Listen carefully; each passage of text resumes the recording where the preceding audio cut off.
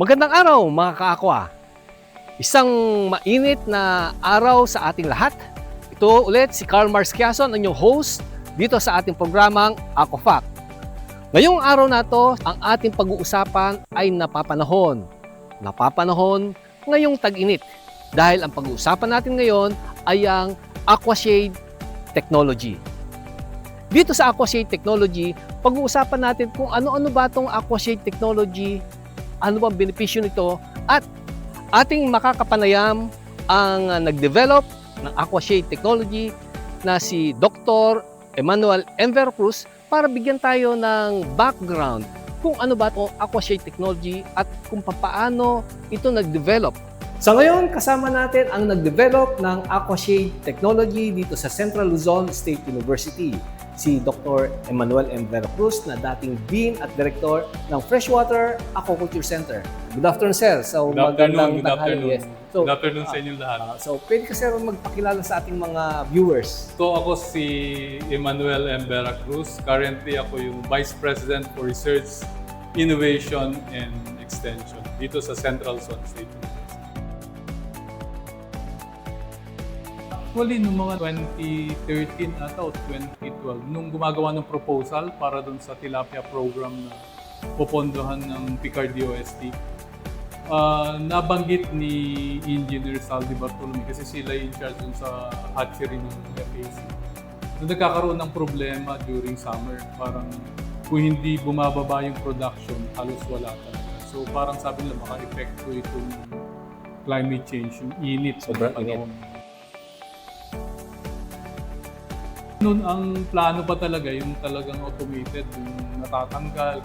Kaya lang, kasi kinonsider namin yung cost. Kaya ang mga di-design lang, mga simpleng design lang. So basta lalagay lang tayo ng shading net sa ibabaw. Tapos tumingin kami sa market. Ang isang nakita doon yung ginagamit sa agriculture, sa greenhouse. May capacity na 40% na blocking rays ng sun. So, after nung project na yon, kasi 3 years yun, implementation, nagkaroon ng pilot study. Yung project na I think hindi 1 year, 2 years. Mm-hmm. So, nagkaroon ng mga private hatcheries, in-evaluate nila yung technology na na-develop. Napatunayan na yung production will increase by more than 100% on the average. Tapos pagkayari nung pilot testing na project, nagkaroon pa rin ng parang commercialization aspect. Pero actually, sinubukan pa lang sa mas maraming hatchery sa Region 3, Region 2, Region 4, saka Region 5 na tayo. So, more or less, pinakamarami yung tinest dito sa Region 3, pero at least 2 hatchery sa bawat regions. So, napatunayan doon yung tinignan namin, nagre-range ng ang increase ay 50 to 300% sa seed production. So on the average, pinuha namin yung average, mga mahigit 100% ang increase ng seed production sa hatchery. Subukan nyo yun dahil talagang ma-increase natin yung production natin sa hatchery. Proven namin na it can reduce yung temperature by around 3 degrees centigrade, at dahil doon magiging ideal na yung temperature ng tubig para sa reproduction ng tilapia. Kasi ang ideal is 28 to 32 degrees centigrade. So, proven naman na masusulit nyo after 1 year lang na operation sa hatchery. Actually, meron kaming isang private hatchery sa Pampanga na sinubukan yun nung ma-prove niya na pwede na talagang increase. Lahat nilagyan ng kasi nung panahon nun, isa lang yung libre, isang breeding pan lang. Pero nung makita niya, nilagyan na rin niya lahat ng kanyang breeding. Ngayon, ating bibisitahin ang ilan sa mga adapters nitong AquaShade Technology at ating pakinggan ano kanilang mga naranasan, anong benepisyo na na-experience nila sa paggamit ng ating AquaShade Technology. Tayo na, samahan niyo ako, ating pupuntahan ang una sa ating mga adapters, ang Genomar Supreme Philippines. Okay? So narito tayo sa isa sa mga adapters ng AquaShade technology. Kasama natin si Ma'am Thea. So, magandang umaga, Ma'am Thea. Magandang umaga Okay, rin po, so, sir. Ma'am, pwedeng magpakilala ka sa ating mga viewers. Ako po si Thea Luz Pineda Bulyanday. Ako po ang Reading Director po dito sa Genomar Supreme Philippines. Ang Genomar Supreme Philippines ay nakabase dito sa Central Luzon State University, ano? Opo. Pwede mabigyan niyo kami ng background about dito sa Genomar Supreme Philippines na to? So, ang Genomar Supreme Philippines po ay under po siya ng EW Group of Companies na based po siya sa Germany. At ang main office po ay sa Norway ng Genomar Genetics. Under po ng Genomar Genetics, nandyan po si breeding nucleus sa mga production site. So yun mga kaakwa, so ang Genomar Supreme Philippines ay isang international company na kung saan ang pinoproduce nila dito ay yung Genomar breed, Strain, ano ba? opo. Strain. Opo. Okay. So dito ang Genomar Supreme Philippines, katulad nating mga nagtitilapia, hindi rin sila ligtas sa climate change at sa mga panahon ng mga tag-init. Actually, na-experience natin lahat ang sobrang init ng tubig. Ma'am, tanong ko lang, noong nag-umpisa ka dito, ano mga intervention na ginagawa nila to combat itong sobrang init? Nagsimula po ako 2015, so 11 years ago po. Hindi pa naman po, napapansin po namin na hindi po siya ganun kainit kumpara sa init ngayon.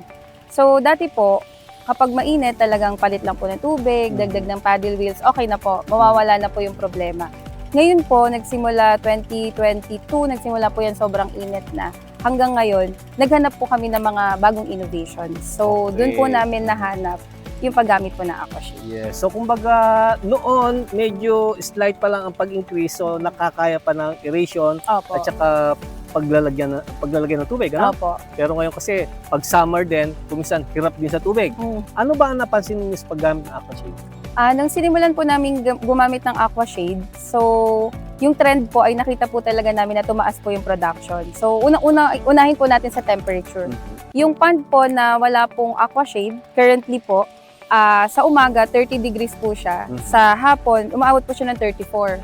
So talagang tumataas, saka yung fluctuation din po, di ba, ang taas, 4 degrees. Yes.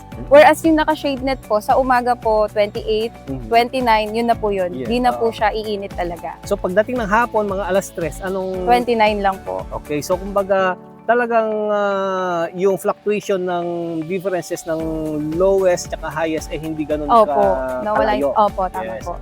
Nung dating walang AquaShade, anong na-experience niyo pagdating ng Talagang mababa po yung production. Talagang meron po kaming isang buwan na 300,000 eggs lang po yung na-produce. Lalo po yung June, sobrang init. Sobrang Nag-300 po talaga. Okay. Pero ngayon po na merong shade net, sa June po, June na lang po pag-usapan natin dahil June yung umabot ng 300,000. Umabot po ng 11 million. So from 300,000 to 11 million na production, sobrang Sa laking month na difference yun. po yun sa Yes. month na pinakamainit. Kaya kumbaga po, malaking tulong po yung shade net. Mhm. Lalo na po dun sa, kasi po yung demand, saka yung supply, hindi po siya nagtutugma. So kapag mataas po yung demand, wala po kaming ma-produce. Lalo na po pag ganitong mainit, marami pong customer na naghahanap ng fingerlings. Pero nung sinimulan po namin gumamit ng shade net or AquaShade, gumanda wala na na kayong po. problema. Wala na po. Okay. Meron na po kaming benta throughout the year. So yung 11 million na yon na may AquaShade, pagka normal na hindi panahon ng June, mga normal na po. Ang 8 million po. 8 million po yung Ibig sabihin tumaas pa. tumaas po, opo. Okay, so ibig sabihin kasi na-control yun yung temperature. Okay, so actually napakagandang makikita natin talaga dito na very efficient ang AquaShade. Opo. Okay? Kasi kumbaga, kung minsan tinitignan natin, ano ba pwede natin gawin sa isang problema? Kung minsan naghahanap tayo ng mga technical aspect. Andyan yung aeration, paddle wheel, andyan yung tubig. More on technical ang tinitignan natin pero hindi natin nakikita, kung minsan nane-neglect natin yung mga simpleng lagyan mo lang pala ng shade, malaking impact na. Maraming salamat, Ma'am Te. Meron ka bang huling pang message sa ating mga ka-aqua viewers pertaining sa paggamit natin ng mga AquaShade technology? So, yun lang po. Naniniwala po ako na dahil sa tulong ng AquaShade, gumaganda po ang production. Pero, syempre, dadagdagan din po natin siya ng tamang pag-handle po ng ating mga isda, tamang paggamit din po ng breed ng isdang gagamitin, at yun po, yung tamang pag-monitor din ng water quality. Yes, katulad ng maganda yung sinabi ni Ma'am, no? Holistic ang approach. No? Hindi lang, ay mag-a-aquashade ako. Bakit hindi tumaas ang production ko?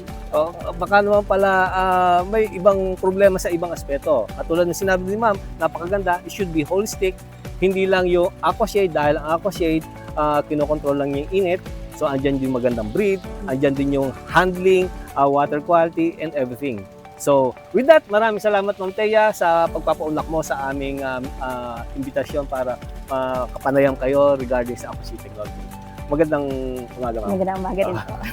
Ngayon, atin naman puntahan ang National Freshwater Technology Center ng Bureau of Fisheries and Aquatic Resources para sa kanilang pag-adapt at pag-innovate sa aquashade technology. Aquafact, kaalaman ay siguradong fact sa pag-aalaga